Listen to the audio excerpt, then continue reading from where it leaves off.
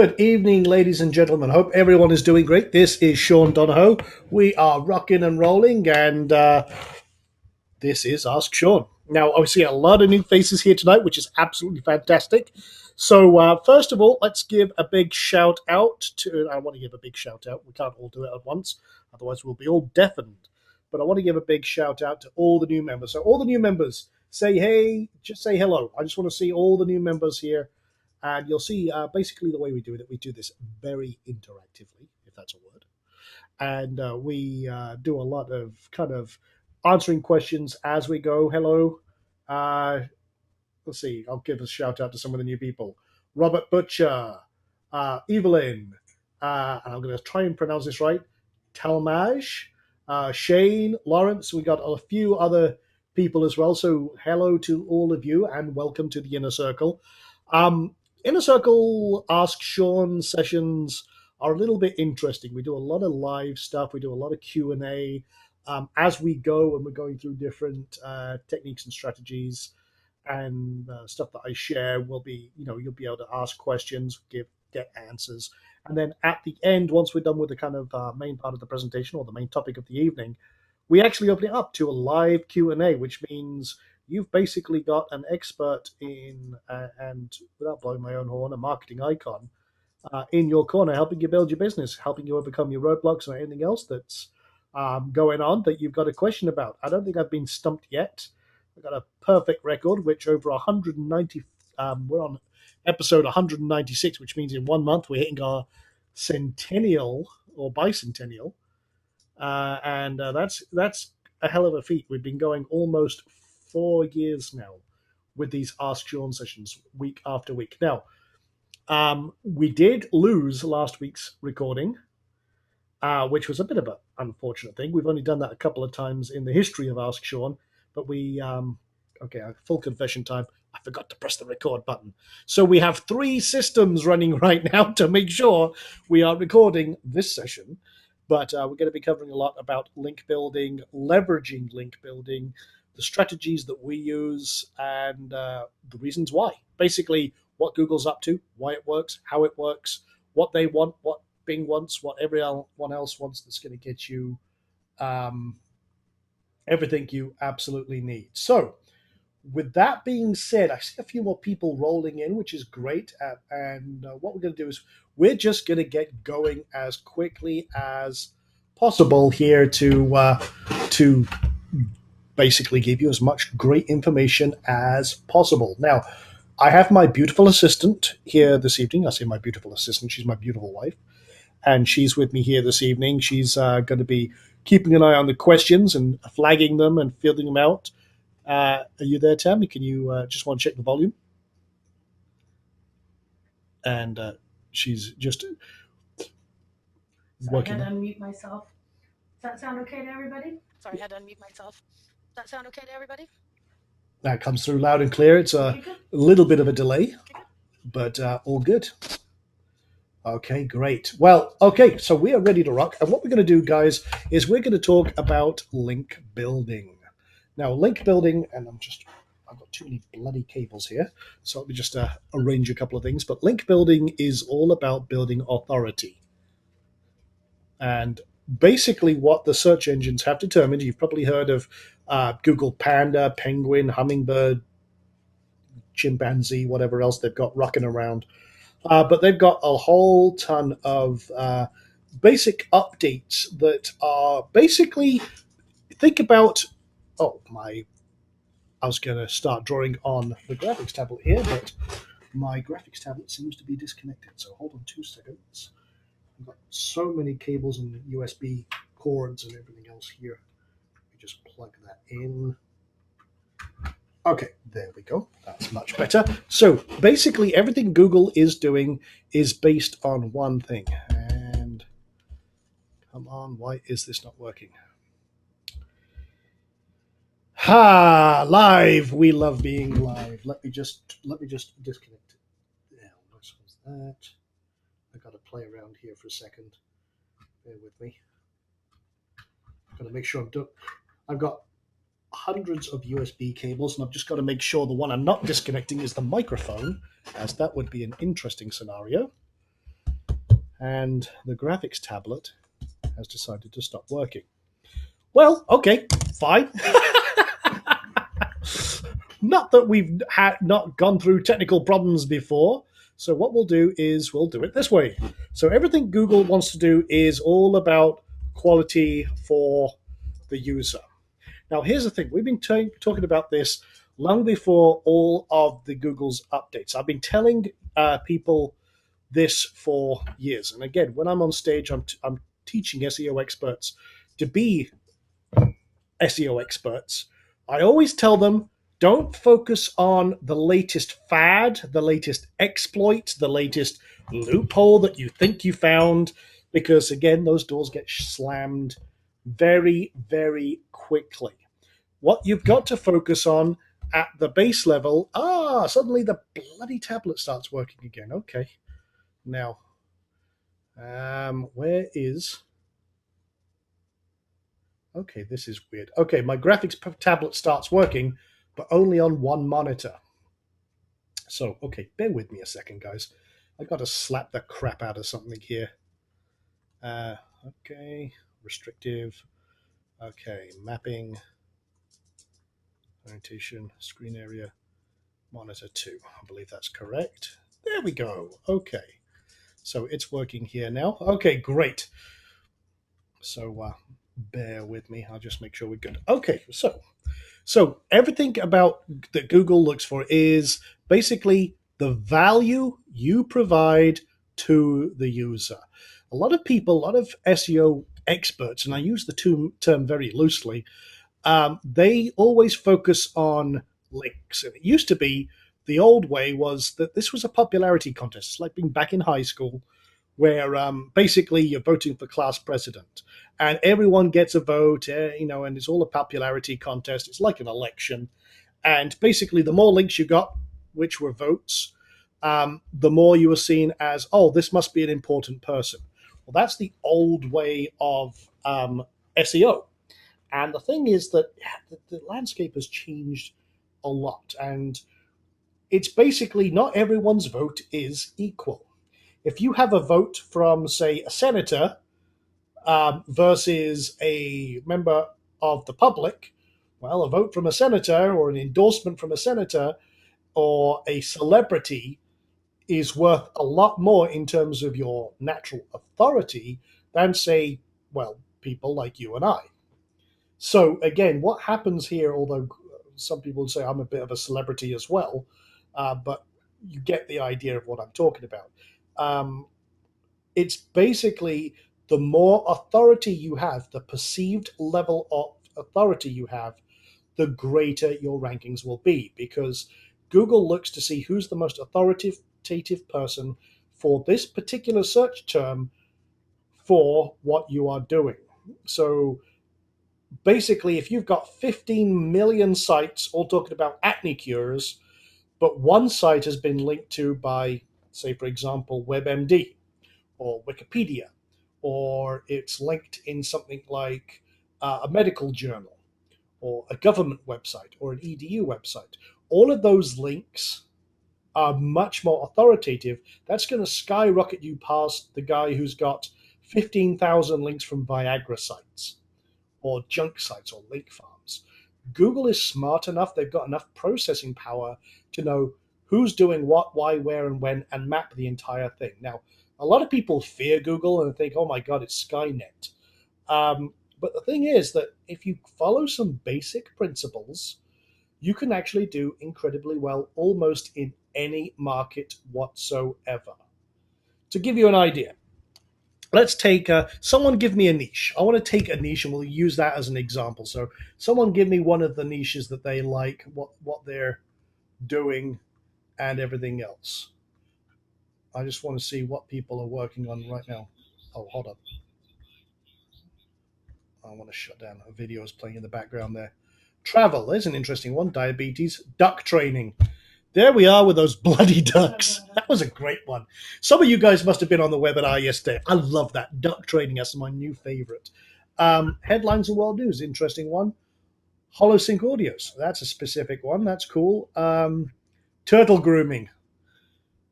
I love it. How to Train Your Hedgehog. Okay, so that's cool.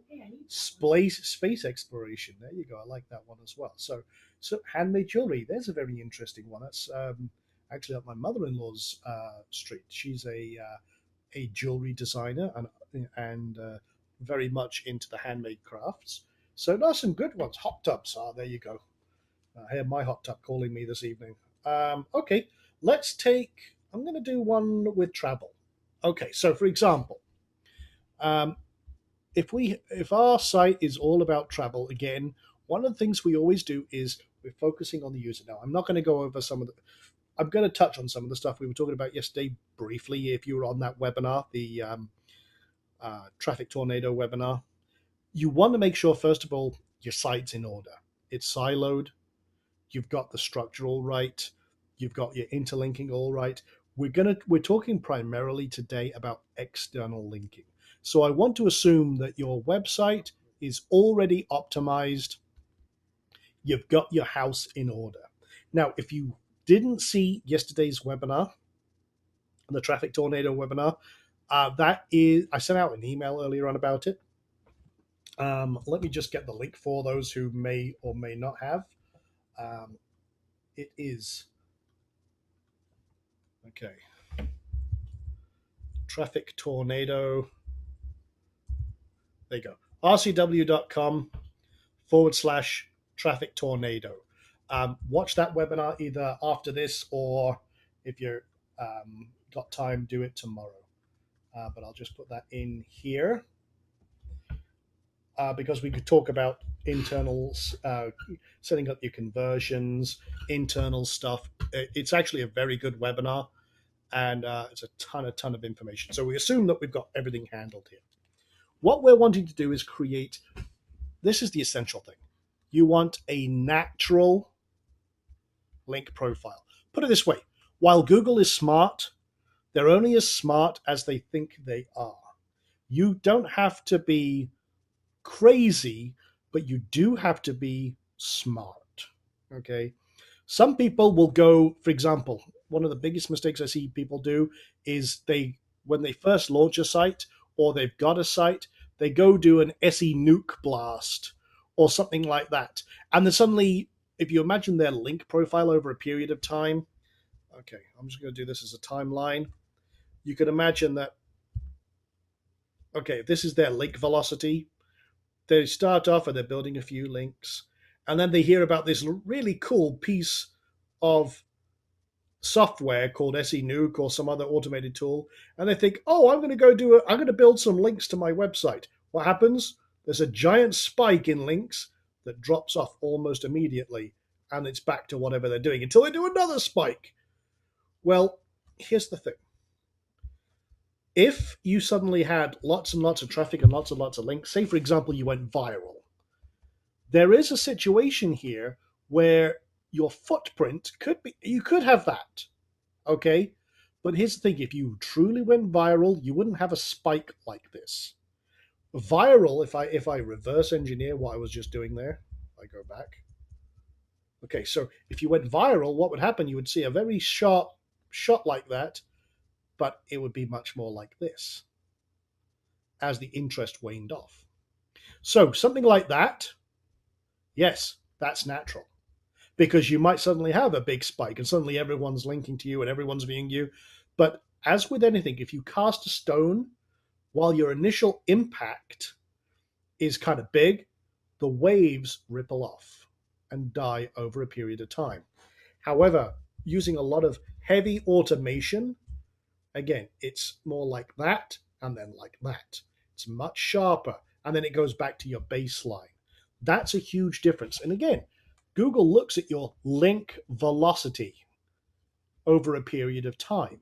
So natural link building, and this is where, again, a lot of people make a huge mistake, and I've kind of covered this in the past, but I'm going to do a little bit of a difference here. Link velocity, when you're building links, and we'll get into the specific type of links in a moment,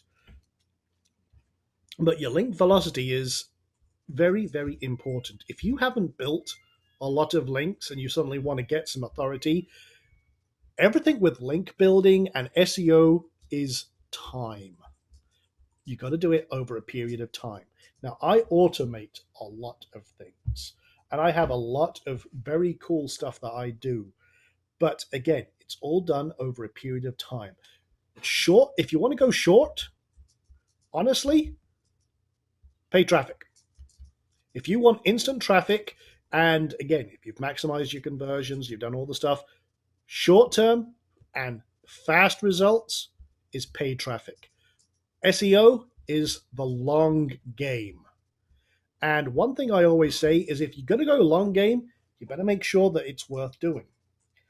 If you've got a website, if you're passionate about it, or if you've got a great product that you want to get out there, then SEO is the long term game. What do I prefer? I do both. I do a lot of long game stuff because one thing that I do is I build up a lot of great content over a period of time. And each piece of content is an investment in my business. That's why I pay $40 per article. I have two teams of blog writers writing for me. One's an independent company, one's an independent writer, and his entire job is writing content. And he'll write huge, huge articles for me uh, on topics that I tell him to write about. And he'll go out to do all the research. I'll give him feedback and everything else, and what I want him to write about, and he goes writes. It's great. And then I have another team that will deliver me 20 1,500 word 2,000 word articles on different topics, and boom, and it's just boom, boom, boom, boom, boom. So I spend a lot of money on content, but each one of those I know is working towards a long game in all sorts of different markets and silos and niches. So if you think about this, what you want to do is you want your line to kind of be like this. Okay. So again, this is time. These are overall links. So this is, again, a good increase. And you can create, of course, you're going to have spikes, you're going to have dips and spikes and dips, but this is generally the trend line that you want. And if you're doing this, then what you're doing is you're building up your authority, and that's fine. Now, you can build up to using automated tools. But what you do is your first campaign, maybe, and this is one of the things I do a lot with automated tools. Now, I'm going to get into some automation in a little while and the different types of profiles. But with, for example, SE Nuke and other tools that I use, I'll do a campaign over the first 30 days, but I'll do a small campaign. Then, next one, maybe another small campaign. And then I'll do another one over, say, that's 60 days and then 90 days until I've got a recognized link profile, but I'm consistent. Consistency is key. Now, if you slow down with your link building, and say, for example, you've got more of a kind of, if I just do that, it comes down and then you go back up, that's fine. You're still trending in the right direction. But again, I only do this on the sites that are worth doing it for. If I've got a lot of niche sites, if I've got 10, 20, 100 niche sites, I better be sure when I'm setting up campaigns like this that they're converting.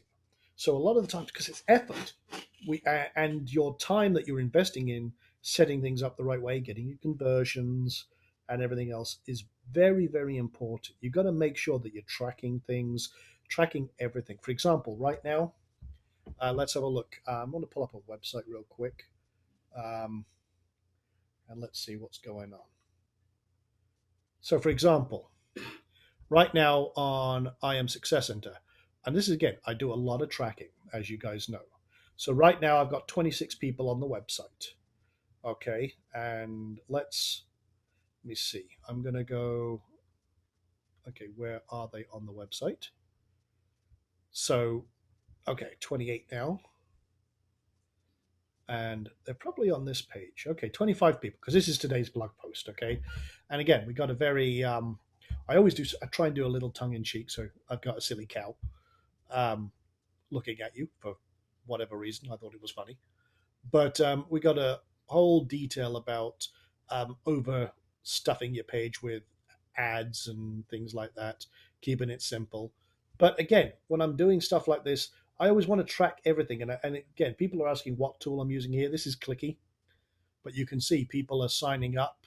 People are clicking on the home. They're going back from this and then investigating around. They're going to home. They're looking at my coaching links or my members area. You can see people, hotspot, people signing up. That's good. That's what this page is for. People clicking around, clicking on links, seeing what is going on, scrolling down the page, engaging, signing up. That's great. That's exactly what we wanted. So again, this is telling me that this page is behaving itself. So that's very, very powerful indeed. Now, outside of that, we've got all sorts of other things we can do, goals, split testing, and everything else. That's cool. This is helping us track what's going on. Rule number one, I do not use Google Analytics. I use this. It's a paid system, but I don't want Google knowing what I'm doing. The less information Google has, I want them to figure it from the outside, not determine what I'm doing from the inside. That's like giving the thief the keys to the vault and saying, "Here, I'll be right back. Mind the business." Yeah, I'm not going to do that. No, I'm not. I'm not calling Google a thief. Let's just say, okay, that was a disclaimer that all characters depicted in this motion picture are fictional and not based on anyone at all. So I'm not calling Google a thief here. But what I'm saying is that that's like giving me the keys to the candy store. Okay, that candy, there's going to be stock taken and consumed, especially if there's good and plenty and licorice in there. So again, you don't want to give Google inside access. I even avoid using Webmaster Tools. I will take my sitemap, I will submit it on the outside and ping it, but I do not give Google the inside scoop. There's been a time, especially when Google was making all of its changes, when I would, but honestly, let them figure it out from the outside because I want them to look at my link profile and make sure that it's looking as natural over a period of time as possible. So, what is natural? Define natural. Well, first of all, one of the things that's going to help your authority, and again, we'll use this travel as an example. If I've got links from other travel blogs, that's great. That's related. This is what you want. You want relevance. Okay, as much as possible. And the cool thing is, if you've got high value content, okay, HVC, high value content, that's what all of you striving for, then other people are naturally going to link to it. If you have, and I'll give you an example of something that one of our students did recently, that one of my coaching clients did. They have a blog and it's in a very popular niche, but they wrote a very, very good article. It was an incredibly valuable article. And what they did is they actually contacted other site owners and there's a little formula. Actually, we did an article about it because it was so successful. Site owners, they even went to press where there was a great article in an online newspaper and stuff like that, where they shared their content. They just wrote blanket emails and saying, "Hey, I'll give you we wrote a template email. This is what we gave them." One second, let me just come out of this. This is a great little technique. Okay, this is turning your content into a link building magnet. This is really authoritative stuff. But basically, you want traffic, but you also want that authority. So we basically told them to go out, find people in their market space, find articles in the big online newspapers and magazines, find articles that are related to your topic, and then send them an email. Now, this is an incredible little technique, and we've got a little template you can use here. But basically, you could just write an email to them like this. "Hi, my name is," put your name here, "and I own and operate," and just use my website as an example. "I really enjoyed the piece you wrote about widgets or travel or duck training or turtle polishing or whatever it was. And I thought it was very well done, informative, yada, yada, yada. Basically, you're stroking a little bit of ego here. but you also want to show that this is not just a copy and paste letter, that you've actually engaged and everything else. I had a great idea for a follow-up piece that covers exactly how to start widgets or how to do X, and what you're doing here is you're engaging them, but you're not pitching them. You're not selling anything right from the start. This is very, very important. You don't want to come across as selling and everything else. You're trying to help them. You're giving them an idea. So you're introducing yourself without self-promotion, complimented them on their previous piece so that you know what they're about and it's not generic spam. Plus, like I say, it doesn't hurt to stroke the ego a little bit. Gave them something of value because you're helping them out. And this is very, very cool because journalists, like everyone else, are trying to come up with new ideas, new things. And if you have something incredibly valuable that will benefit them and readers and everything else, then again, that can help them do their job. But they can also give you a little bit of credit and authority by linking out to them. So told them about the content, what sets it apart. So basically, also, basically you could say, this follow-up piece that covers exactly how to start widgets, or um, pack for your adventure to Maui or something like that, or what you should do, the do's and don'ts of Maui, things that I'll give an example. Let's use something that surprised me recently. Belize. Everyone's been hearing about Belize and it being a tax shelter, and funnily enough, myself and Tamara were thinking about traveling to Belize because we wanted to hide our money so that the IRS did not get their grubby mitts on it. So we were thinking about going to Belize and checking it out. Well, we actually had a friend who went to Belize recently and told us that it was a not very nice place, and that it was rife with drugs. It was a horrible, horrible place in the actual cities. And we were like, well, maybe not then. So again, we could, say maybe we wrote a great article, a travel article about Belize and the dangers of Belize. Well, if we found somewhere that's actually talking about Belize and they're bigging it up, well, maybe this would be a great article for them. Just using this as an example. So again, you could do something along those lines and say, okay, I also recently created a post, the ultimate dangers of Belize, or the hidden story of Belize, where I took information, source material from all over the web regarding X and created a blueprint or a how-to or what have you. There really isn't anything else like it online. Might be a great resource for you in the future. Insert the URL. Thanks for your time. Sincerely, Sean Donahoe. So you get the idea here. What you're doing is you're marketing your content without marketing. Now, as I've said many times, one of the most powerful ways that you can succeed in sales is by not selling. Now, think about this for just a moment. I want to repeat that. One of the most successful ways to be in sales is not sell. That sounds like the biggest contradiction. All of the sales trainers in the world will tell me that I'm on crack. However, I'm one of the most successful salespeople you will ever find.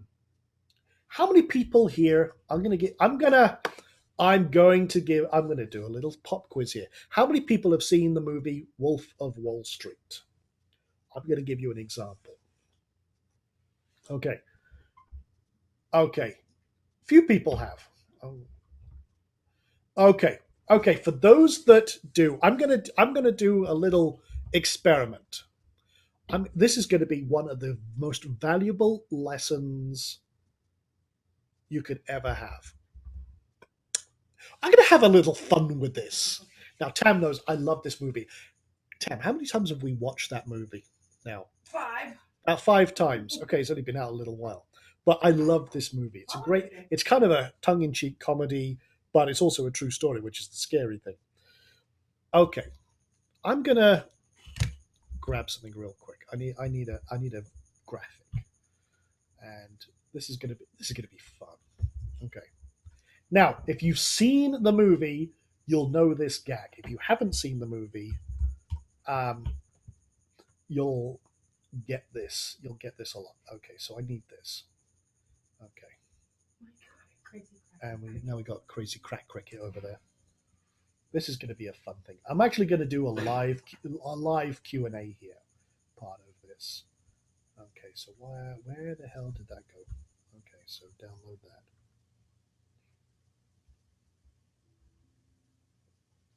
Now,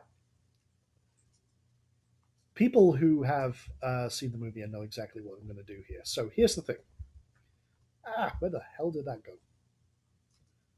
Crap. Okay, this is what happens when you've got so many monitors that you can't stand it. Okay. So here's the thing. This is a pen. Okay, people who've seen the movie know where this is going. Okay, so this is a pen. This pen is $10,000. Okay. Okay. Now, with that being said, $10,000. This is one of the most expensive pens you will ever find. Now, I want people who are brave enough to sell me this pen. Who's going to raise their hand if you've got a microphone? Who's going to try and sell me and pitch me this pen? And now, again, the object here is that you want to create a desire without being a salesman. Okay? Who's going to raise their hand and go on live mic? Is anyone brave enough to sell me this pen? I want to hear a pitch without being a pitch. I want to hear a pitch. Anything, anybody. Okay, Steve. Okay, go ahead, Steve. You are brave. First of all, I'm going to give Steve a massive kudos here for stepping up to the plate. Go ahead, Steve. Sell me this pen. I have a check here for $10 million, and all it needs is your signature. Very good. Oh, well, I have a pen. Okay, so, if I didn't have a pen, that's a great one. That's very good. Now, obviously, that's a negative deficit because you're now out $9,990,000. But, that's actually works. That's actually good. Now, again, all it needs is a signature. So now this is kind of like the Nigerian prince thing. I have I am the lawyer for a Nigerian prince who has $50 million. All you have to do is buy this pen for $10,000 and we'll send you that check. And don't mind the fact that it's rubber and it bounces. That's okay. There you go. No, that's very good. Very good. I appreciate that, Steve. Nice job. So anyone else going to sell me this pen? Anyone else going to attempt to sell me this pen? Okay. Well, again, there's a whole skit in The Wolf of Wall Street where they're around the table with all these salesmen. And again, it's about creating a need and also understanding the need of the customer. And this is one of the things. Now, again, there's another thing, which is creating desire. Now, when I saw this movie, the whole thing was they were trying to say, well, this is a very nice pen. It feels good in your hand. It does this. It writes very nicely. You're trying to sell the features and the benefits of the pen. Well, that's okay up to a certain point. But if you're hesitant and you're not confident about it, obviously you're not going to sell that pen. No one's going to pay $10,000 for a pen. But again, you have to also understand who you're selling to.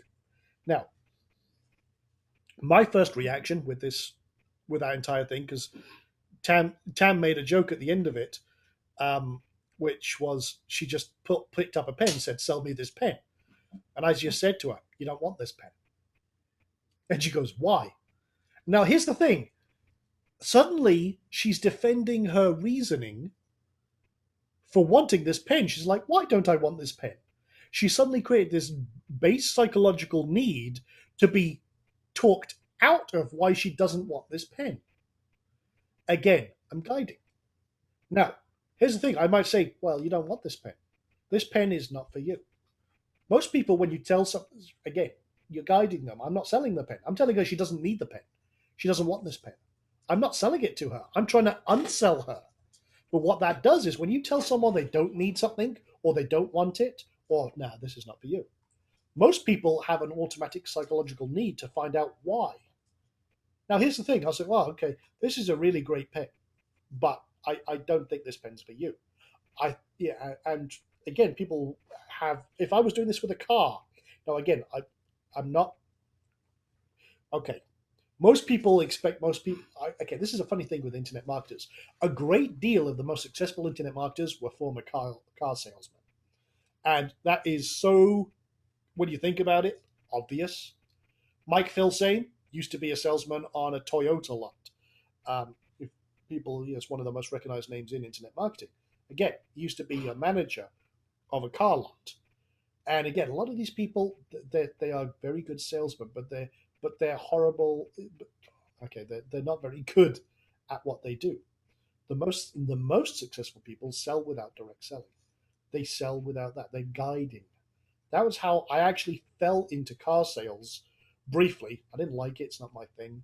But I used to be, actually, when I was a kid, I used to work on a car lot, and I used to clean the cars.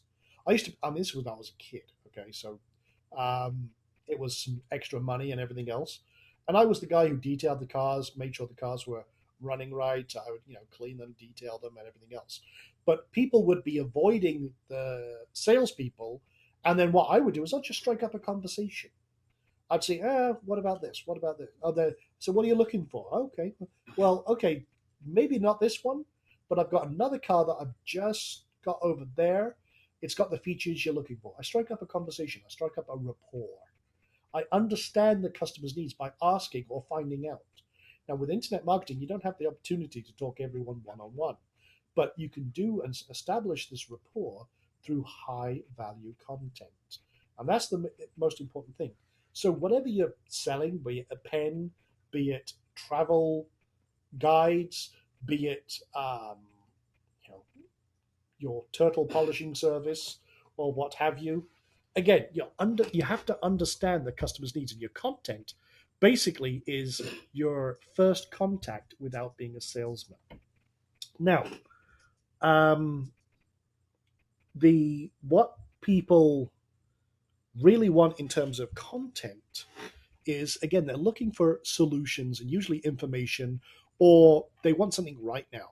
So with any high value content, be it, and we'll use the example again of travel, you want that basically rapport and trust.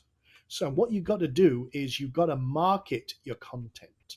So link building is all about getting that value out there. And one of the best receptacles, if you have high value content, is your related sites. So what I will do is, and again, this is something that a lot of people don't think about anymore, is blog comments. Also, forums are still very, very authoritative.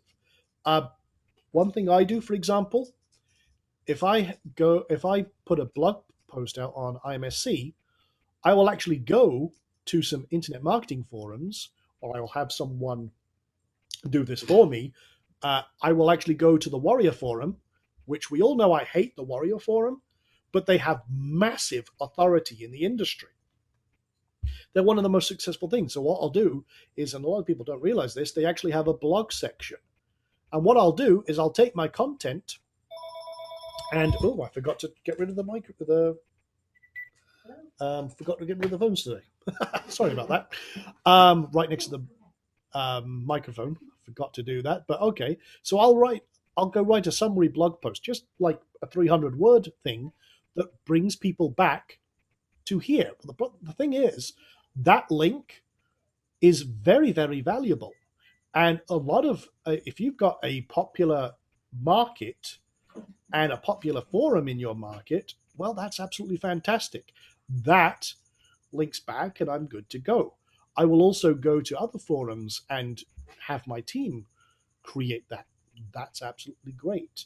And again, all of the content on this site is tier 1 content. And again, for those on the forum yesterday, I did keep misspelling tier. I watched my wife's eyebrows raise there, so she must have caught it. But it's all tier 1 content. Okay, and my wife is trying to battle HostGator at the same time here. HostGator are becoming rapidly on my okay, how do I put this delicately? I can't. They're on my shit list at the moment. HostGator, since they've been taken over by this new company, is going downhill rapidly. A 30-minute wait time for a ticket is unacceptable. Just to reset a password. Grouch, grouch, grouch. By the way, for those who are completely side topic, I decided to do a little one of those online surveys. Which character are you? I did a Dr. Seuss one. I turned out to be the Grinch. I did a Game of Thrones one. I turned out to be Tywin Lannister. There seems to be an evolving pattern here. But anyway, so all the content on my site is tier 1 content, so I do a lot of authoritative linking. I will do press release on some, like once a week, which is really great authority because, again, a lot of my links, I'm trying to build real big authority. So I will try and get out to industry publications and stuff. You know, a lot of my stuff's been featured all over the place. But I like to get links from news sites. Again, even if they're not related, they have massive authority. So again, I love, love, love press releases, especially for my premium content. That works out very well. I try and do one of those once a week because, well, it's good to do that. I might be doing, there's a service that we use, or we're going to be using a lot more, called Live PR. Live PR Submitter. Where did I put it?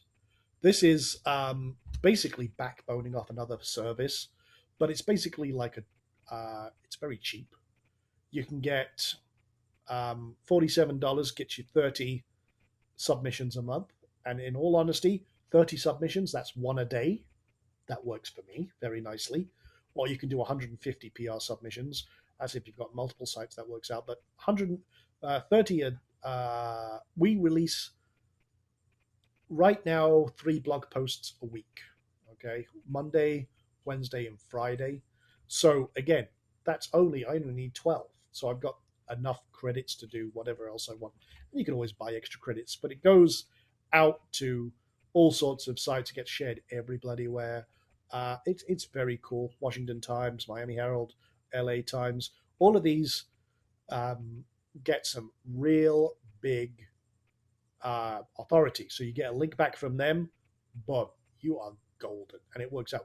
And I don't care about do follow. I'm going to tell you right now. Everyone says, again, back in the day, a lot of myths, duplicate content, it's a myth.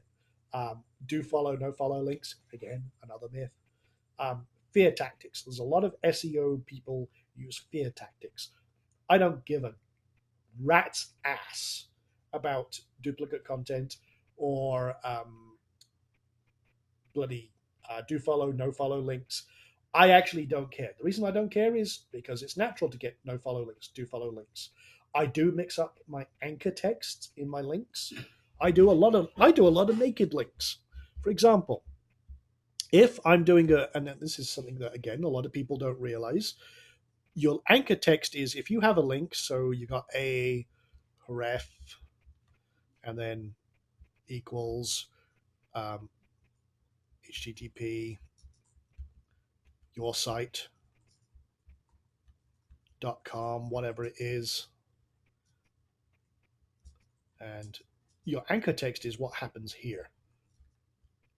So if you have, for example, duck training or I don't know, diamonds or what have you, you could have anchor text in here, but you need a mix of naked links and generic links. So for example, click here, learn more, or naked links, which in other words, naked link is your actual full URL. Remember, your full URL, if you're using a good silo structure, also has your keyword in the URL. So you still get that wrapped in. You need a good ratio. 30% keywords in general has worked well for me.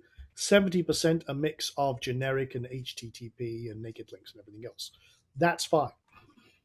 I found that to be optimum. Some people say 50-50. I found a 30-70 ratio works better because, again, it's a lot more natural, it's a lot more authoritative. So think about that when you're doing link building as well. But anyway, going back to what we do and why.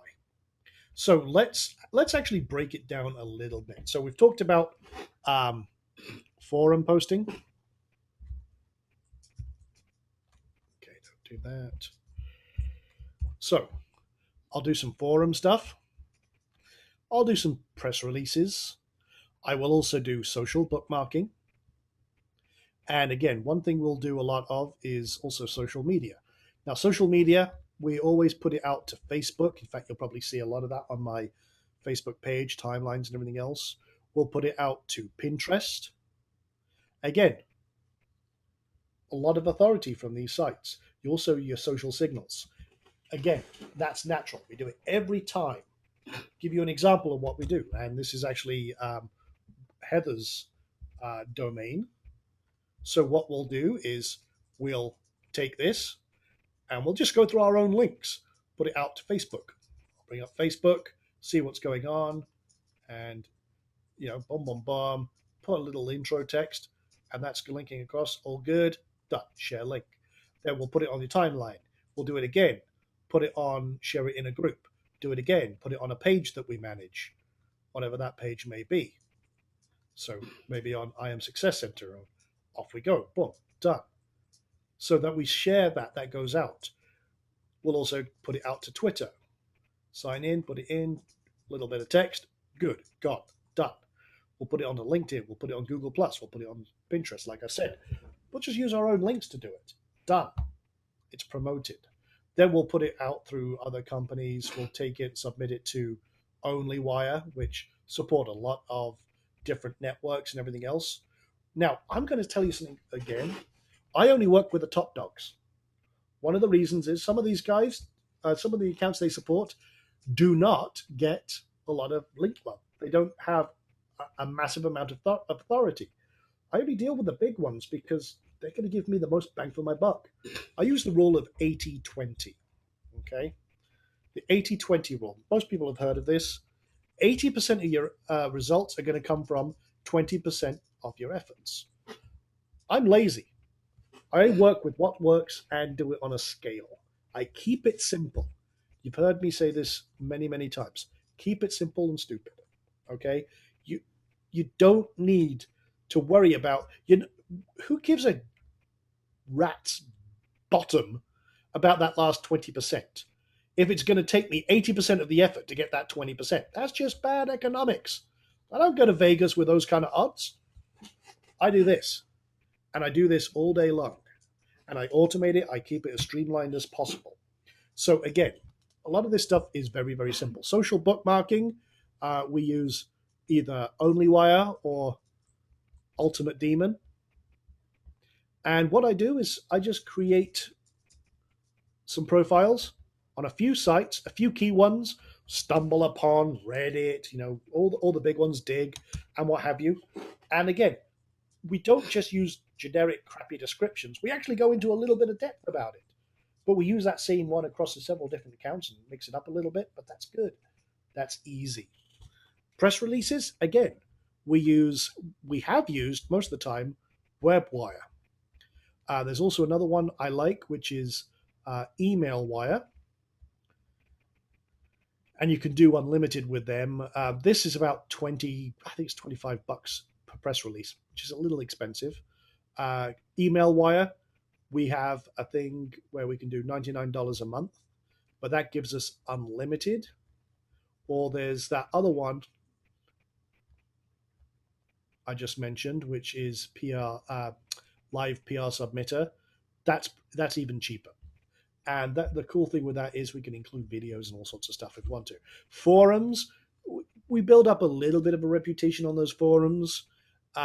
Or if we don't, we just use their authority. If they have a blog feature or a comments feature, I might do it. I might take my article and put half of the article as a forum post and say, hey, didn't want to take up the entire forum, so if you want to read the full thing, click here. Well, even if no one clicks, you've still got a link there. And that works out very well, but it's valuable content, so it works out. Now, posting to groups and timelines, again, on Facebook, I just wanted to make a quick comment that they're not indexable.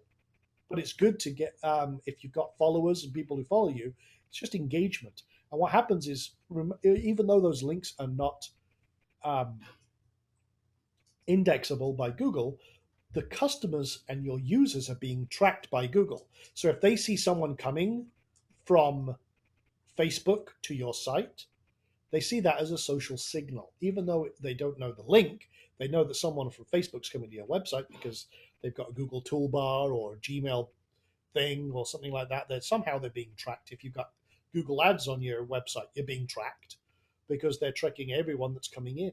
So again, Google is the information and data mining. Um, you wouldn't believe the amount of data. Everything you do with Google is being tracked. Everything you do with Facebook, everything you do online is being tracked. Now, I'm not going to go all for tinfoil here, tinfoil hat, and go all NSA and spook, because you know what? It's just a cost of doing business online. Everything you do is tracked, and the more data and profiles and interlinking they do it for advertising. The more information they can get about you, the more they can laser target their ads to you, which is funny because I'm on both sides of the coin. While I am a privacy person, I like my privacy. I also love the fact that I'm getting all that data so that I can market to you as well. I'm going to give you just to give you an idea of how good and powerful it can be. I got this today from one of my team members where we were doing some tracking. This is the results of some retargeting we were doing, where we were targeting based on the big data we're getting from Facebook. $764 spent on one campaign, just one campaign, led to $8,272 in revenue. That's in fact, that's over 10 times the ROI. And that is very, very powerful indeed. But I want to just share with you that on one side, big data is great. That's why you're being tracked. And for people who are like us, pay traffic, that works very, very well indeed. So again, we'll do a lot of different things. Our first course is usually social media. Then we'll throw it through social bookmarking. If you don't have any of these tools, Fiverr is your friend because there are people out there that will do it. Now, again, you want to focus on quality, not quantity. If you start this up, you want to do it on a consistent basis. One thing that we'll do, just as an example, for every article I publish, I will spend, or I can spend, up to $25 or greater on the marketing efforts because I pay for a lot of that stuff. I will pay outsourced teams, or I will, I've got software that automates it, or stuff like that. But if you consider that I might write a press release, well, I've got to pay someone to write that press release. I ain't doing it myself. I might have to pay for the promotion. I ain't doing that myself. I might pay for some retweets or some Facebook, put some money on a Facebook campaign, maybe $10 on a promotion or stuff like that. I could go as high as, if it's a really good article, I could spend a couple of $100 on it because I really want it to rank. I'll give you an example. Now, again, this dropped off because I've stopped promoting it. But let me just find. Let me just see. This is actually a pretty competitive term, and it dropped off a lot. But let's see. Facebook Beginner's Guide. But yeah, here we go. Just Facebook Beginner's Guide. This we were ranking at the top, and you can see actually that's Google Plus. Let me go back. I might have to go Beginner's Guide to Facebook. Let me do that.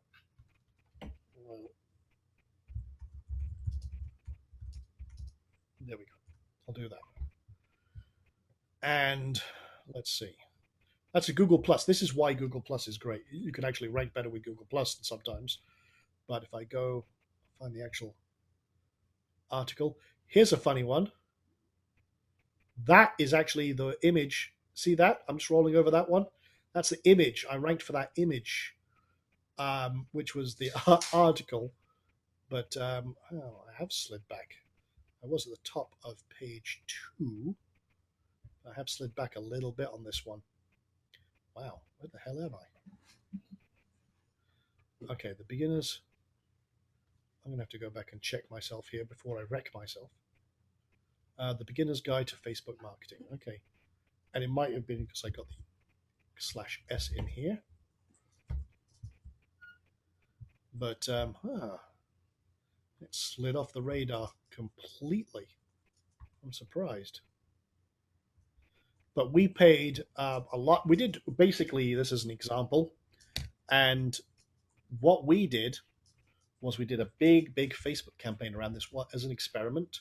And again, within just a very short period of time, we were right at the top of the search engines, but we dropped off a lot. That's kind of interesting.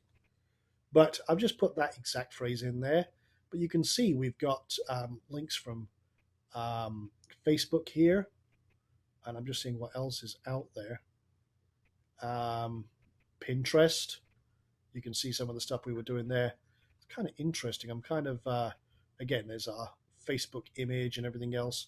But a lot of the stuff we do, again, it's over a period of time. There's our Twitter post about it. Actually, there's some stuff linked in from one of our IMSC TV things. But again, lots and lots of exact results. But what we do, again, just to show you the consistency over time, I'm going to show you this.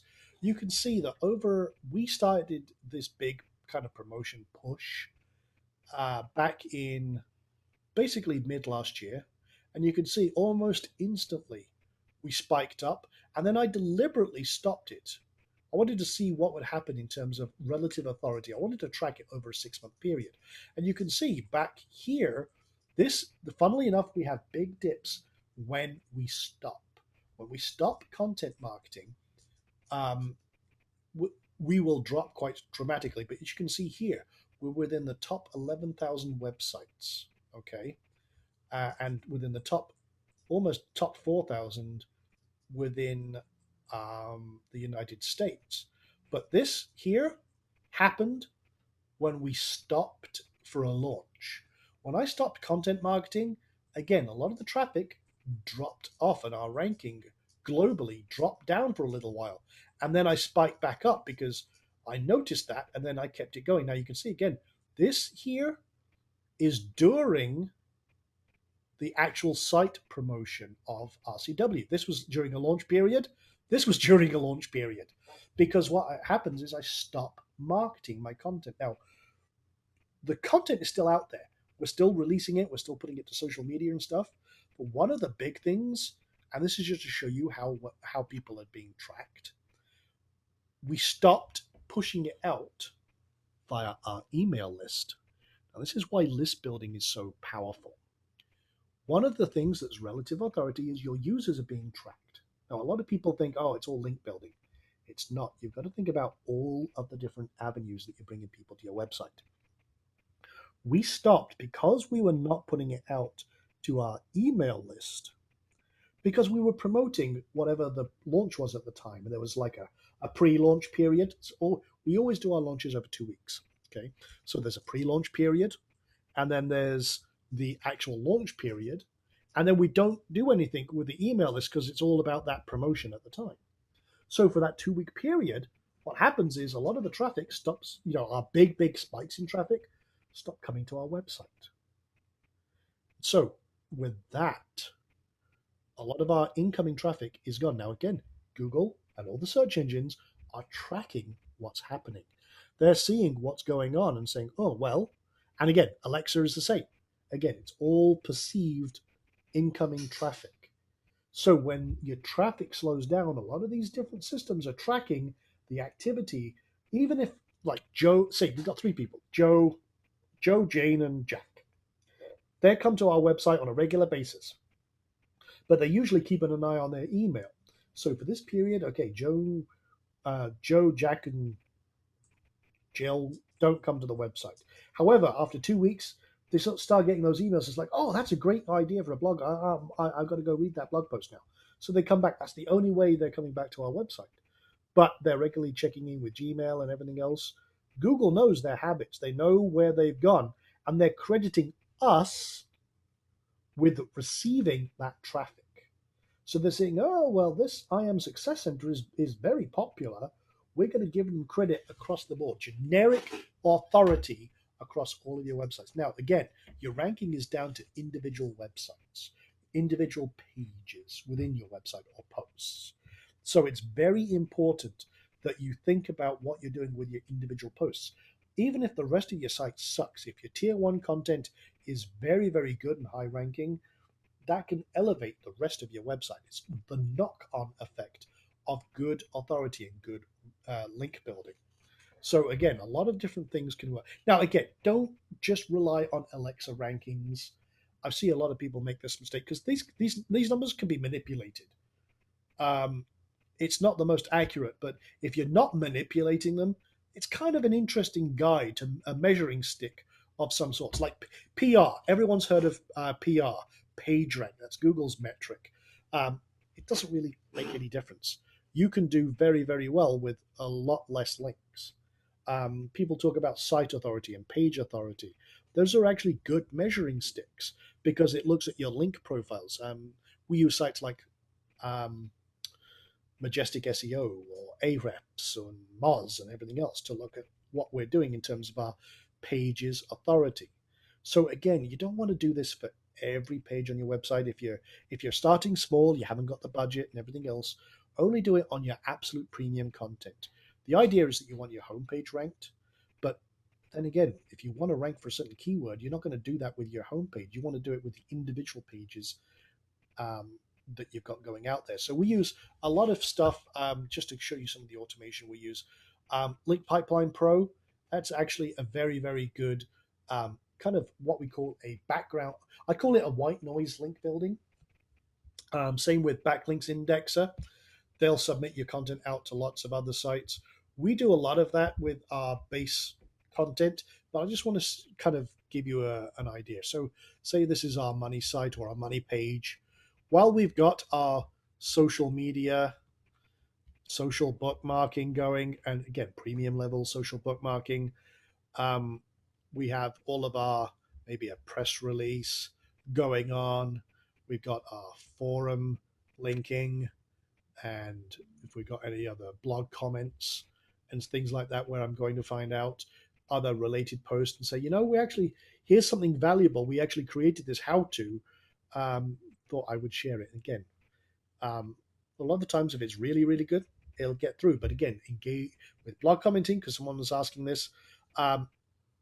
Ask questions, provide value, and then sometimes what I'll do is I'll actually ask them in relation to this, what do you think of this, the content on this article, where they're talking about this, this, and this. And then again, if you're doing it like you're a third party talking about someone else's link, it looks a lot less self-promotional. I don't do this, but it works in other niches. It's guest blogging, contributing on other people's sites. A lot of the times I'll get asked to contribute content on other people's blogs. Honestly, a lot of the time I don't have time, but I've done it in other markets and other niches, and it works very, very well. Again, especially if it's related to yours. I could do an entire thing about an Ask Sean session about guest blogging, but I wanted to kind of give that as an overview. Works very, very well indeed. So behind all that, we also have what I call the white noise linking, and that's indexing services, ping sites, RSS directories, and all of those other kind of thing. Those act as background noise. That's kind of, if you imagine again that timeline diagram I showed, if you imagine that this is your overall over a period of time, this is your premium stuff on the surface. In the background, you've got your white noise. That's the stuff that this does. It helps you. It creates an interesting profile, and it happens every time automatically. That's fine. You can set up all sorts of tools to do that. If you want to integrate it, PingFresh, for example, does a lot of this automatically. You just set it in the background, connect up your OnlyWire accounts, your Link Pipeline Pro, your Backlinks Indexer. It just sits in the background and does all that for you on a regular basis. Oh, new content, boom, it's out. Oh, new content, boom, it's out. Syndication Rockstar is another one. That's a plugin that we have. That automatically takes your content and will syndicate it out to different Web 2.0 sites. Again, that works very well indeed. That's entirely up to you. Those work, and again, they create an authoritative link. But then what we'll do is, again, because I use a lot of automation, I will grab all of these URLs and I will create a second level because I'll take these and then pump them into the white noise generator and link builder to build authority to these as well. What this does over a period of time, I'm heavier with these because what these do is they create a shield around my site, but I can blast the bejesus out of these with some SE nuke campaigns or Magic Submitter is another tool I use. I will, at the second level, I will blast the bejesus out of them because they act as a shield, but they pass the link juice. These are coffee filters. And we have a great little course that I released years ago, but it's still as relevant today as it was then, called Link Magnet. That's in the training archive section, and that kind of goes into this in a little more detail. But we will blast the bejesus out of this second level. That's fine because all that link and authority, it just boosts the authority of these links, but we'll set them over like a 30-day period. So again, I'm doing that kind of slow and steady thing again.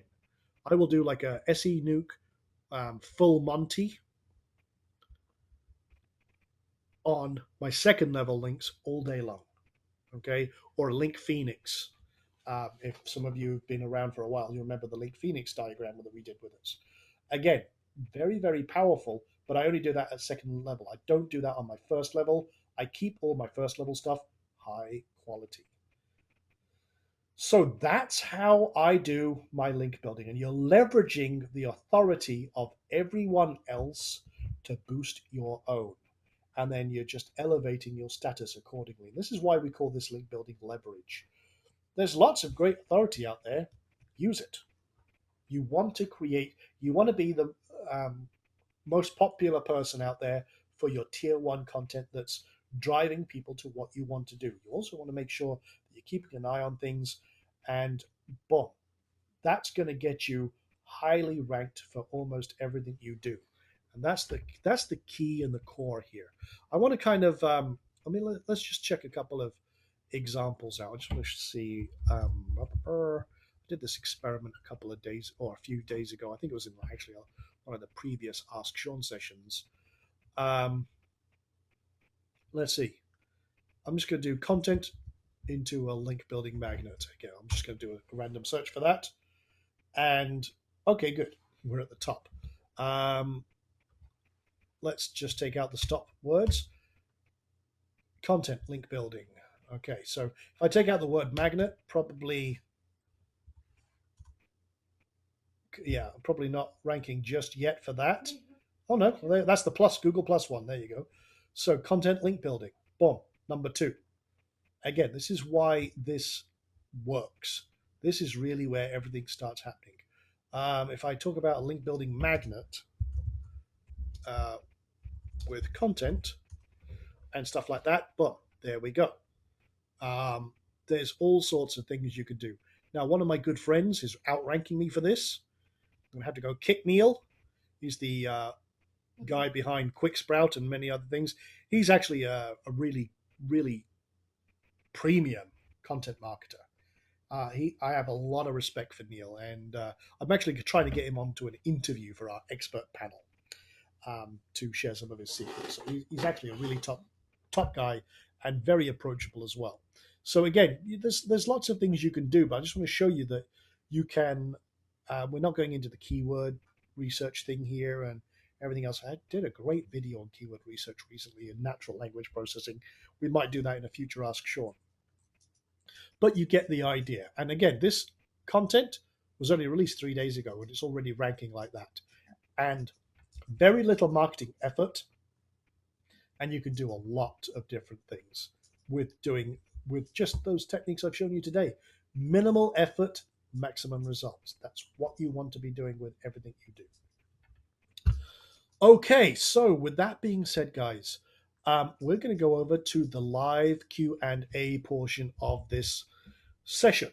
Now, first of all, before we dive over to that, did you learn something here? Did that make sense? Does the 80-20 rule, keeping it simple, automation where possible, link velocity, did all that make sense? And did you learn something? Okay, cool. Most people saying yes, that's great and fantastic. And again, we try and keep, you've got to keep it simple. And again, start off small. What I like to do, and this is what I recommend to everyone, is do one thing and then add to it. Do one thing as part of your daily routine and then add to it. And then as you streamline things, you get used to it. This creates a natural growth in your link building altogether. And that helps a hell of a lot. A lot of people don't realize that you can do so much with basically so little. Remember, 99% of the people out there don't have the knowledge you do. Okay? Being part of the inner circle gives you a huge advantage. Most people don't understand content marketing. Most people don't know what content marketing is. Just putting these base things into operation, of course, it depends on what you're targeting. If you're going after online dating as a keyword, there's a lot more involved with that. And you know what? Even if I was in the online dating world, I would not go after the keyword online dating. I would go after many, many, many subtopics. I would rather have 100 subtopics, and I'd probably get more traffic than anyone targeting online dating or dog training or anything like that. I don't go after the generic keywords. Now, I still rank for a lot of generic keywords, but that's because all of my supporting tier 1 content and all my other efforts have boosted me into that arena because of the authority. But again, long game, you got to be invested in yourself and your business. That makes all the difference in the world. Anyway, with that being said, someone asked, let me go over some questions. Before we go live, let me go over some other the text questions have been asked. Now, one, is there a good plugin for interlinking? That's a good question. There's a lot you do with widgets. We do like category related posts. It's a great plugin.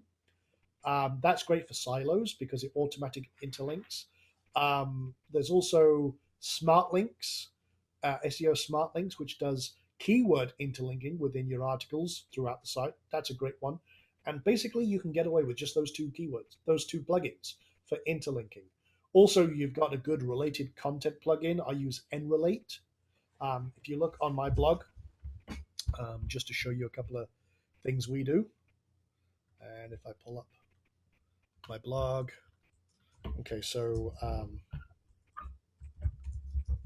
me just go to one of the posts we just had up. Okay, so for example, on this one, NRelate is great because it doesn't take a lot of processing power. But you'll see we've got interlinking here with tabs, and this is part of my theme, but popular, recent content. So again, a lot of my recent content always gets interlinked, especially within the category. News in pictures. So again, I'll do little thumbnails. So I got a lot of interlinking there. Featured posts, if there are any. Again, this tends to be all interlinked. And again, we've got stuff down here. This is interlinked. This is NRelate. And again, a lot of related post plugins can actually create a lot of latency on a shared server. NRelate, it's kind of like an indexing service, and they do this, and it's all direct links. That's good. And then again, I've got all sorts of other interlinking stuff down here. So yeah, it works out very, very well. A lot of my stuff is interlinked within the category. Very, very simple, but it's unobtrusive. That's the cool thing. It's unobtrusive. Now, another thing that's been asked is there a good Google authorship plugin? Well, if you have Syndication Rockstar, it's built into that. We've actually built in Google authorship. But there are a few free ones out there. Just look on the Google plugin, the WordPress plugin directory. Just type in Google authorship. There's a few out there, like I say, but if you have Syndication Rockstar, it's built in. Okay. Now, lots of other flags. Tam, give me some flags because my eyes are bugging out. Hello, is NRelate just N-relate? NRelate. It's letter NRelate. Let me unmute Tam real quick. There's 3 plugins that that they have. It's NRelate related content, flyout, and most popular. So there's a couple there. And okay, so I use all three of these actually. They're great. So go ahead. And there's a free version of NRelate. Oh, they're all free. Yeah. That's the cool thing. It's a free service, but it gives you an option to monetize. Now, we've talked about this type of interlinking before, which is native advertising. And what happens is you have the option to show other people's ads on your website. So in amongst your related content, you might have a sponsored one, which links out to someone else's site, but you get paid. Personally, I don't do that. I don't monetize my site that way, but I do buy links from other sites. And the cool thing is that those are do follow links. They are, again, that's a little more of an advanced topic, but you can use, you can buy campaigns and buy traffic by doing that through companies like Discuss, NRelate, Taboola, Outbrain. They're kind of expensive, Outbrain and that, but NRelate's pretty cheap, and so's Discuss. So yeah, they're free, and they're pretty good services. On the Google authorship question, that the way you get your little image next to your articles, that's just happens with Google authorship itself, right? It's not part of Syndication Rockstar. You have to have Google authorship for Syndication Rockstar, and that's what gets the little images next to it. That's correct. You have to connect it up. Basically, you connect your website up with sites. You get your Google Plus ID. We walk you through that in that. But what happens is once you do that, and it's got a little thing called it's the rel author, as it's called. Once they see that, they know that's connected to your Google Plus profile, and then it shows up your little image like you saw with mine. That's because I've got the right markup on my website and what have you. So if I go like, just to show you here, where you're seeing my face next to this, that's because it is connected up to my Google Plus profile. It knows I'm the author of this website, and that's why you get that. So, okay. What other questions we got? Just a quick one on, is it better to use RCW or a content team for your tier 1? So spun, or depends on how much you change your spun content if you're using RCW. But oh, you can use it. I mean, I want to show you now success. I've got to find this really great article. It's EFT, Power of Success. I want to show you this. This was done by one of our Inner Circle members called Aslan, and this was a tier 1 piece of content created with RCW. What is EFT, which is the tapping and emotional freedom technique. So he created this entire article in RCW. It's tier 1. It just basically, you use the manual creation process. And basically, it's manual creation. You go through it, you edit it, you tweak it, change it, add your rich media, and boom, you're good. So you can do that. I have the resources where I have a full content team. And again, that's just part of, I mean, we've got God knows how many people working for us right now. I actually haven't done a count. We're adding more people to our team as we go. But you get the idea, guys. We have those resources, so we can do it by hand. But for a lot of people, again, you don't have the budget to have a team of 15, 20 people on your staff. So RCW is a great shortcut. Okay, so, okay. If you want to cover real quick what a do follow link is versus a no follow. Okay, do follow. Basically, there's a little thing. It's how does Google give authority? So, for example, if I have my site in here, and this is linking on someone else's site, and it's got penguin as the term.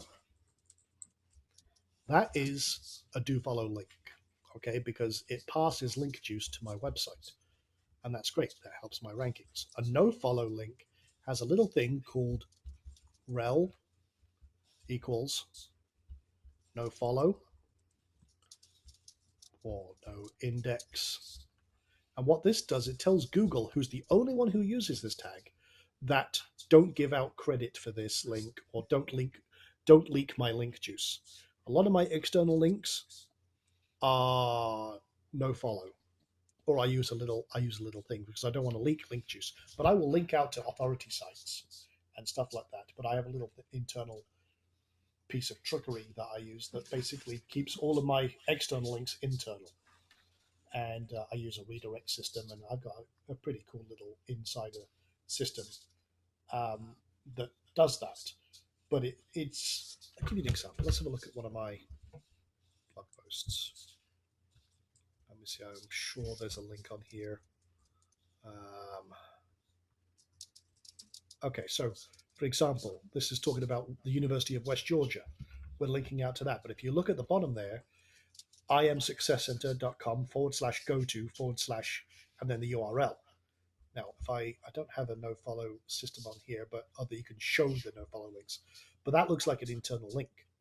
It actually redirects out, but it saves me leaking all of my stuff. So you can see this is a study about article surveys and stuff like that, and all sorts of great. That's a very authoritative article and stuff like that. But yeah, I'm linking to it, but I'm not losing link juice. That's the important thing there.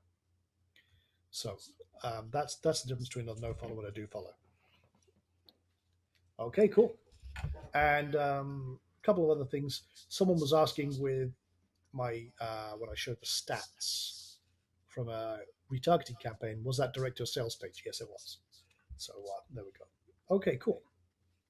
What is link juice? Link juice is the credit that you get. So say, for example, Nina, if you were linking to my site from your site and it was a do follow link, that's giving me a little bit of credit. And we call that link juice. If you imagine that your site is a little bit of a coffee filter, basically that's the coffee pouring through that filter to my site to make it nice, rich, and tasty. So there you go. Okay. What we'll do now then is we'll go over to the live Q&A. So if you, what I'm going to do is I'm going to lower everyone's hands. And what we'll do now is I'm going to see who's got a question now. Basically, here's the part where you raise your hand if you've got a question and you have a microphone, and you can ask me any question you like. Now, I've just had to mute Tan a little bit there. So if you're wondering where she's gone, I'll unmute her in a moment if we've got any Q&A or she's got any input. But if you've got a question, you'll see a little hand symbol next to your name in the attendees list and go to webinar. And if you raise your hand, what we'll do is we'll unmute you. You can ask me a question. So let's see who's got a question here this evening. Go ahead, raise your hand, and we'll see if anyone has a live question. Who's going to step up to the plate, and we'll have some fun. Now, someone was asking, Jim was asking, is the redirect that I was talking about, the no-follow redirect, done with the plugin? Yes, it is. It's handled automatically. And the plugin we're using there is a name that eludes me. It is a free plugin. Let me just see if I can go to plugins, and I'll get the name of that plugin. And we'll see. So, okay, let's see who's got... No one's raising their hand. We've got so many people here, but no one's got a question. So we'll see what else is going on. Okay, come on, guys. Someone's got to have a question. So who's going to step up? But okay, the plugin I'm using there is, let's see here.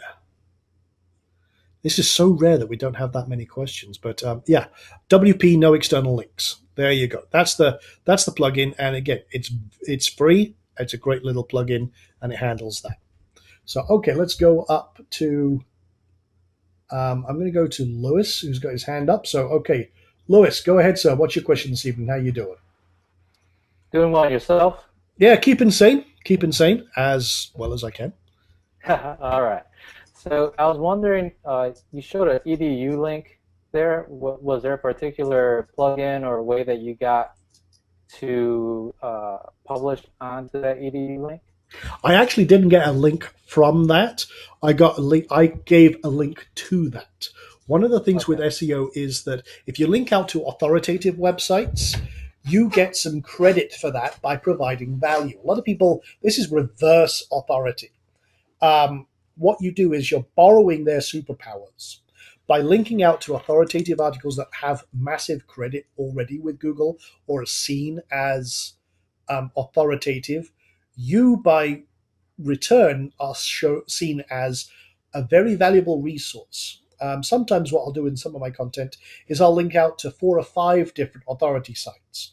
The reason for that is, again, it's just showing us that I'm a valuable resource or a consolidator of other people's authority, and I can rank very well by that. And again, you don't usually get a return link. You can ask for one, but I usually don't bother. I just link directly out. Again, 80-20 rule here. So I'll link out, but again, I'm not leaking link juice to that site. But Google just comes in and sees that, well, they're linking out to a very a very detailed, authoritative article on an EDU site. Oh, great! That means that they know their stuff, and that makes a lot of difference in the world. So yeah, that's why we do that. Getting links to EDU from EDU. There are also all sorts of backdoor ways that you can do that. We actually have a system or a course. Although, honey, I didn't see that in the training. The EDU backlink bonanza? No, you didn't have me put that up. Oh, I didn't have you put that up. I must have done that for a reason. I have no idea what that reason would be, but we've actually got... You know what? Let me just find it real quick. I'm going to give everyone a cool little bonus here. The information in it is not up to date, but some of the system or strategies in it still work. But there's a little course called EDU Backlink Bonanza that we released, and I'll give out a link to that. And you can find links from EDU sites, ways to kind of backdoor and get some really authoritative links. But don't. I had one person who wondered why they got banned or blacklisted on Google because all of their links were EDU links. Again, that's not very kind of logical. But here we go, guys. Here we go. I'll get you that. Get pre-signed URL. Let me do this for. I'll also put this in the replay, but I'll give it to you right now, guys. I'll put this. Didn't have it for a time because at one point everybody was bashing EDU links when they became really unpopular. And then Yeah, they were going a little they mental. let go of that now. Google Yeah, hate them yeah. again. It's basically if you suddenly have 5,000 EDU links and you never had an EDU link in the past, again, unnatural. But yeah, that course will show you how to find EDU links in your industry, and you can get 1 or 2 here and there. Just know that these techniques are very well known now since I released them. So a lot of people are using them, but it can help. It can help. You want to find EDU links with very few outbound links. That way you get the majority of the link. It's not kind of suddenly being tapped into by hundreds or thousands of Viagra or casino sites and things like that. Right. So like some sort of like medical journals, university sites, something like that. That would Absolutely. be hooked back and forth. Yeah, okay, cool. Absolutely. That can really, really help. And I know, Lewis, in your industry specifically, again, that kind of thing can really, really help. Yeah, definitely. And I've been doing just a couple of things like that manually, and within the last 3 weeks that I've been checking the indexer, I've gone from like 7 millionth place to 3 millionth. So Well, that's a pretty significant huge jump. And it just, again, with consistency over time, that will just keep growing, growing, and growing. So, Yeah, for sure. that's great work. Nice job. I had another question. With the syndication Rockstar, what type of like drip method would you recommend? Like when we go and we write, for instance, like I don't know, like a newsletter that's packed with full of information with like any type of like guest interviews or whatnot to go and send out to like 2.0 sites. Is there like a preferred way to go and send it out like once every like week or something like that?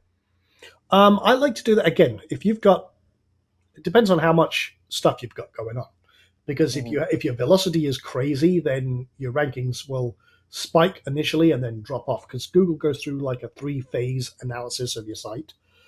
They give you initial credit, then they look deeper, and then kind of re-rank you, and then they do a third one after that. So again, velocity is important. I like to reboost things With my premium content, maybe every couple of weeks or once a month. But again, I'm very selective about that because I put out so much content. I generally don't reboost and re-promote. But it depends on your site pulse. If you're only doing one a week or one piece of content a week or two a week, then your velocity of your site pulse, so to speak, is much lower. So, no, I mean, I only do it once, and that's usually at the time of publishing. Um, Okay. but if I've noticed I've got a ranking that's slipping, that's actually been giving me a lot of good traffic, then that's what I will focus on and give it a good boost. So that helps a lot. Another what we use for that between Syndication Rockstar and PingFresh, we usually put it on a PingFresh cycle, Hmm. and that can help keep everything going in the background with a lot of that white noise linking, and that kind of maintains or over a period of time boosts your ranking. But that initial push that you do right Hmm. at the time of publishing is the best way forward, and then just let it kind of cycle in the background, and it'll just keep elevating. That's the main thing. So All right. I don't usually worry about it unless I'm noticing a really good ranking slipping. All right. Awesome. One last question before I go, and you guys Sure. don't have to really be scared to ask many questions, so just raise your hands. Uh, Based on like all the payment systems that are out there, I was redoing the sales page, and I was going to go again with PayPal, but as your numbers get higher for your charges, PayPal tends to go and take way more. Is there any payment system that you would recommend over PayPal? ClickBank. ClickBank? The reason being is they do a lot of internal processing, and you have an automatic affiliate program. If you've got a really good setup sales page, then you can attract a lot more people promoting your stuff. Um, that works pretty well over a period of time. Hmm. Um, the other thing is that they're direct deposit. They're not PayPal, which is always a good start. Um, Yeah. I mean, don't get me wrong. We just did $200,000 through PayPal in the last 7 days. But getting up to that level where they don't give you a ration of shit every time you do a launch has taken us a long time. I mean, we've put Uh-huh. millions of dollars through PayPal, and I still have to give them a call every time I'm about to do a launch just to make sure they don't flip out and hold our account. What are you going to say, Ted? We were just discussing JVZoo versus PayPal and what affiliates like and that kind of thing. Yeah, JVZoo and JVZoo is another kind of add-on to PayPal. We use JVZoo. Hmm. They honestly they're more in the IM space. Um, the difference between JVZoo and ClickBank is kind of interesting, and um, ClickBank is much more generic, and they have 100,000 plus affiliates in every walk of life you can imagine. Okay, JVZoo, which has most of the IM launches right now, Hmm. hooks in with PayPal. They're using what's called adaptive payments, and that is a good thing. I mean, they take a 5% cut of your profits. PayPal does about 3%. So that is 8% of, Hmm. oh, Jesus Christ, I'm zooming in like a mofo here. Um, that was completely unintentional. So that works out to be 8%. However, on the flip side, ClickBank takes 7.5% Hmm. plus a $1 fee. Okay, $1 transaction fee. So it kind of balances out, to be quite honest. Um, the other thing with this is instant payment for affiliates because it's through PayPal. It's just directly deposited and it's split. So if this is you, your JV at the time of transaction, your JV gets a slice, your broker gets a slice, and you get a slice. It's automatically the pie is automatically sliced up, and then if you say, "Oh, this is a refunded one," then it all comes back out. It's sucked out of these accounts automatically. All your fees are refunded, and you're good to go. Hmm. JVZoo is easy to use. ClickBank is pretty easy to use. But the thing with ClickBank is you don't have to deal with all of the individual transactions. You don't have to risk your account with PayPal, which, again, when you get into high volume, happens. ClickBank, basically what happens is, and this is why I love ClickBank. Say you've got a product at $47. What happens is basically ClickBank buys it from you. When a customer orders, customer comes in, they're basically buying it from ClickBank, and ClickBank in return is buying it from you. They're giving a percentage to the affiliate if there is there, and what they're doing is they're giving you your share. So say $23.50 or whatever, if you're doing a 50-50 split. And they take PayPal and credit cards. And they take PayPal and credit cards and everything else, but they handle all the bullshit. You just basically get your cut. You don't have to worry about the affiliate because there's no approval process. You don't have to worry about the taxes, reporting, and everything else. You basically just get your cut and they drop it straight into your bank every week. It's great. I love it. It's the most simple way to market online. And again, this 100,000 plus group of affiliates are in every area. These guys, while they've got lots and lots of products in that space, at the end of the day, most of the activity is in the IM space. I like to go evergreen, so for that, ClickBank is where I would do it. Okay. All right, awesome. Thanks so much. You're most welcome. So yeah, that's 3 very diverse questions from one gentleman. That was very cool. Where is PayPal's headquarters?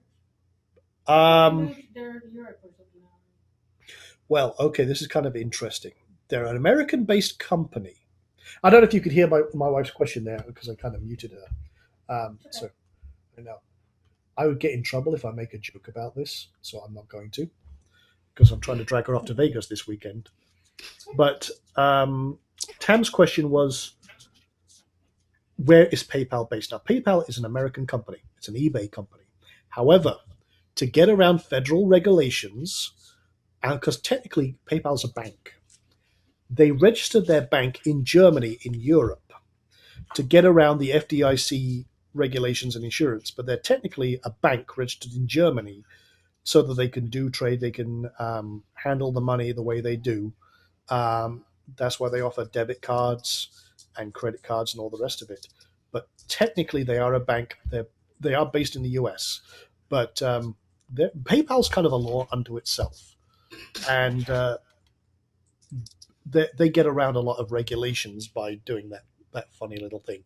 They're not technically they're a payment processor, but in reality, their real core thing is they're a bank. A lot of people just don't realize that. They're basically, it's like an online bank. And that's the funny thing. I could get all geeky because, again, my background's network security and everything else. But yeah, the way they work technically is very much like a bank. My background is, funnily enough, network security for banks.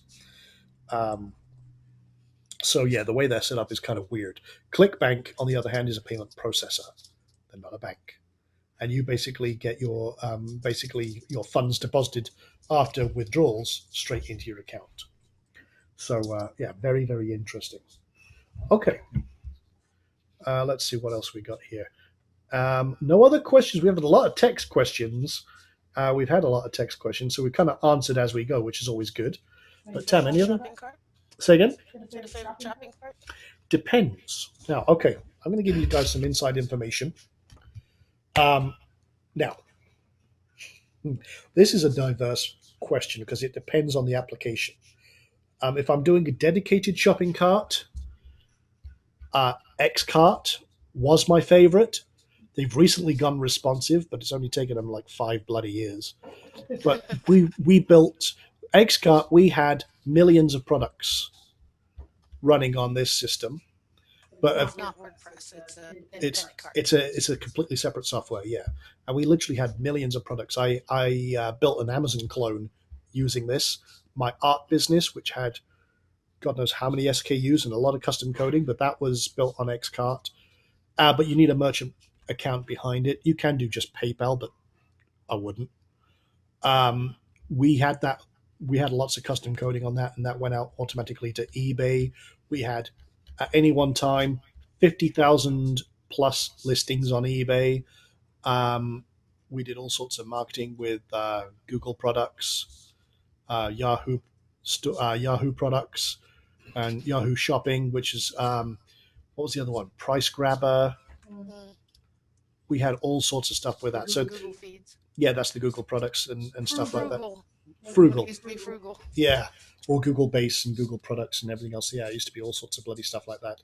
So if I was going full e-commerce, that simplicity wise, and if you're used to WordPress, WooCommerce is awesome. In fact, Tam's site or one of Tam's businesses uses WooCommerce. Very simple. It's integrated into a framework of WordPress, so that's very, very cool.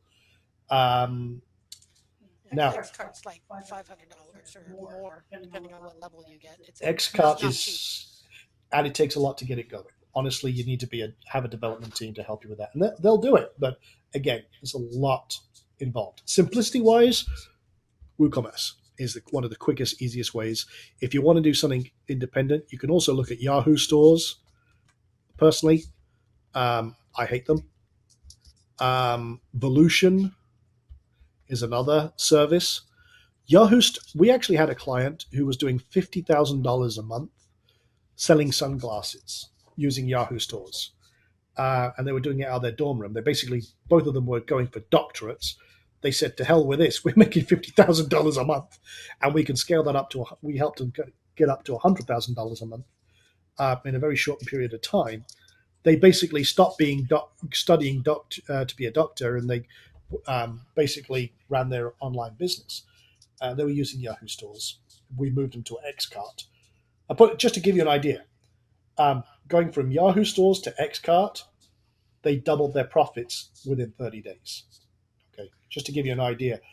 Again, it's all down to scale. Now, if you're in my business, where you're selling a lot of information, one of the easiest ones, again, ClickBank. All you need is a sales page and a delivery system. Basically, an order button takes them to ClickBank. They handle all that. Then you just take them to where they get their product. So Well, you You don't you're need a done. shopping cart. So you don't technically need a shopping cart. ClickBank also, if you're in the coaching or information business and you're doing kind of events and all the rest of it, they're adding a new thing where you can actually do like one-off and recurring payments to clients individually. So you can get, for example, I charge a lot for mentoring. I could have a client doing a product there, or coaching, or event, or ticket sales. They're also adding a shopping cart system, discount coupons, and everything else coming down the line as well. That should be later this year. Again, you didn't hear that from me. That's inside information. That's coming down the pipeline there. So they're becoming much more diverse. Another one, Infusionsoft. This is the kind of daddy. This is several $100s a month.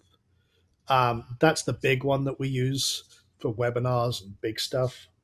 Again, it's kind of like a payment process. It's a front end to a payment processor. You still need a payment processor behind this, but it handles the sales, CRM, customer resource management, and all that other kind of stuff there. And again, you've got also JVZoo, which again is an integrator, and they handle the actual payment side of things, but it's kind of like a middleman, like ClickBank. So they're technically shopping carts, but in the info space. But yeah, WooCommerce is pretty damn awesome. And again, the new IMSE Flex theme supports WooCommerce and does a bloody awesome job, I've got to say that. So we're just kind of still waiting to seal that deal, and then we'll release that to the inner circle as soon as we can. What about the percentages on ClickBank, PayPal? I I mean, mean, it gets absorbed when you go through ClickBank, PayPal's fee. Yeah, that's absorbed as part of the cost of doing business. They take care of that. They eat that. But that's the same with their merchant processor. Whenever you're dealing with like credit cards, just as a kind of side thing, if you're dealing with credit cards online, they're about anywhere from depending on your credit rating, your business, and your area of industry, anywhere from 2.2% up to 5%, depending on the amount of risk. It's all about risk for these guys. If you heard of a company called ClickSure, for example, they hold money for 6 months. In some instances, I think they've changed it recently to 6 weeks. But they will hold money because the refund rate over there, and this is kind of like Scam Central, I'll be quite honest. This is where all the get-rich-quickers have gone from ClickBank. They've gone over to ClickSure, which is, I call it ClickShite, but there you go. But over there, they hold money because the risk is so much more, and the percentages are about 10%. The reason being is there's a lot more risk. So your fees really come down to risk. Now, ClickBank, they keep it at 7.5, but they might hold a certain amount. They hold a certain amount back, like 10%, For For refunds. refund. for refunds and everything else for like 90 days. So if you have $10,000 in sales, you get 9,000. They hold back 1,000 for 90 days, and then you get that, or they'll basically after that, if there's a percentage, they might give you $900 of that and keep 100 for another 90 days or something like that. It depends on your refund rate, your history with ClickBank and everything else. I'm Golden Bowl status down there. So I get very little help, and I get it. I don't have that problem, but a lot of new vendors do, and it's always kind of the cost of doing business. You got to, you got to establish history, like I've done with PayPal. Put millions of dollars through them over the years, but again, a lot of people, if they do $100,000 in 7 days, that's a great way to get your account flagged. So it's all down to track history. So start off small and then build your reputation up. And then ClickBank only does digital products. They don't do physical, right? No, they do both. They do? They do? Because I was thinking DVDs. I'm gonna take a little bit of I a. mean, we don't use them for that. No, we Most don't. of it is digital, but The majority is digital, but no, they do allow you. And I'm going to do something here. Let me just go into one of my master accounts here. And I'm going to do this on the other screen because I don't want you guys to see all the industries and all the stuff I do. Because I keep that private. That's my business, not yours. Let me go to an account. I'm going to go to products. Okay. Let me go and I'm going to create a new product here in this. I'm doing this on the other screen real quick. Let me do this. So, okay, here's an account and I'm creating a product. You can see here, you can create one, say it's a video series or something like that, ebook, software, website membership, and that. Is it a shippable product? If you check that, you have to create a shipping profile before a physical product. But you can actually say, it's a printed book or it's DVD or anything else. Again, when you go through this process, they do like a verification of who you are, what you do, why you do it, and everything else.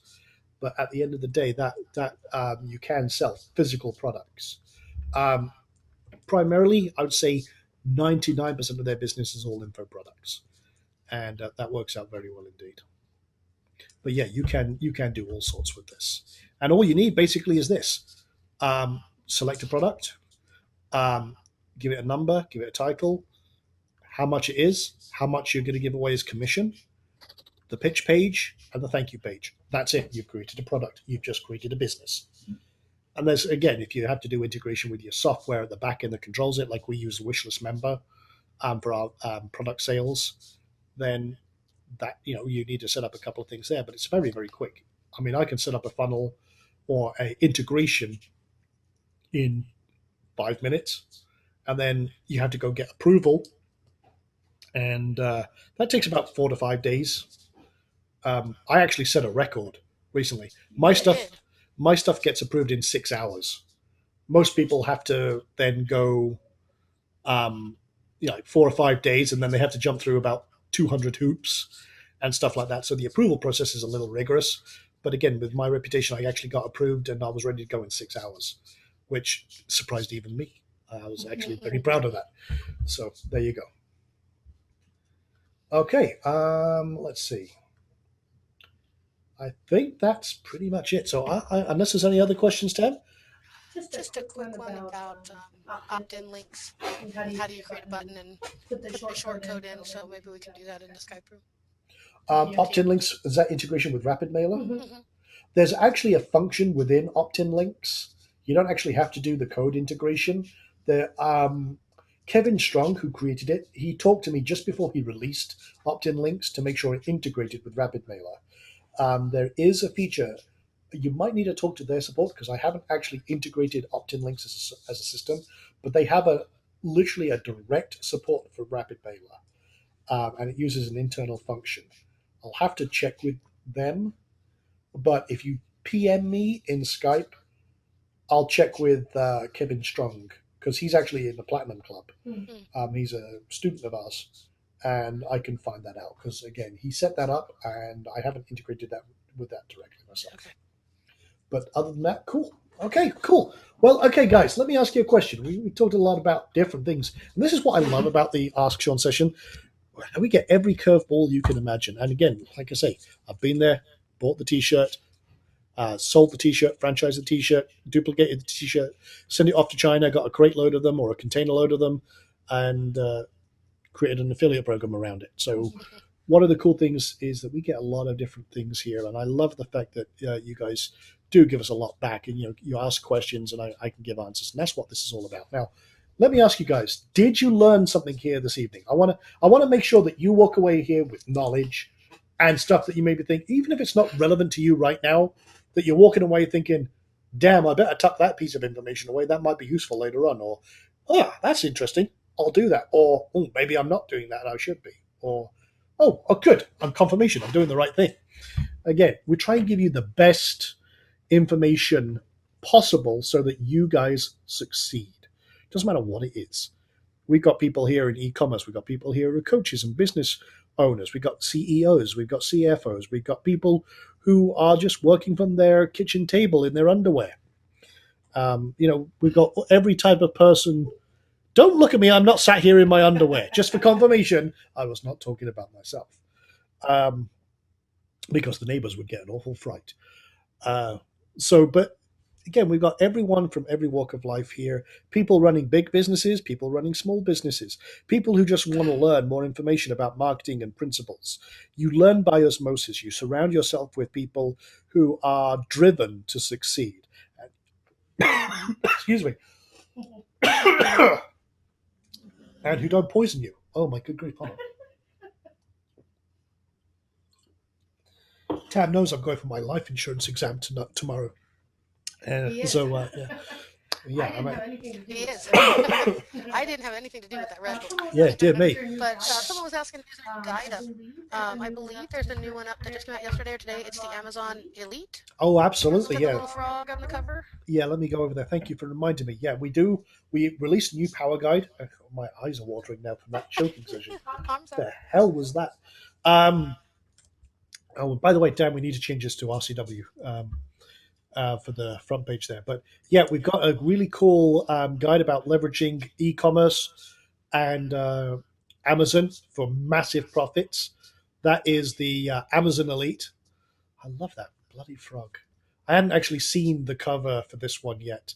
But yeah, that is basically, you can thank Heather for that one. That's actually Heather's really Blues damn Mother's cool. frog. Yeah, everybody. Okay, I'm not going to sing. I'll make your ears bleed.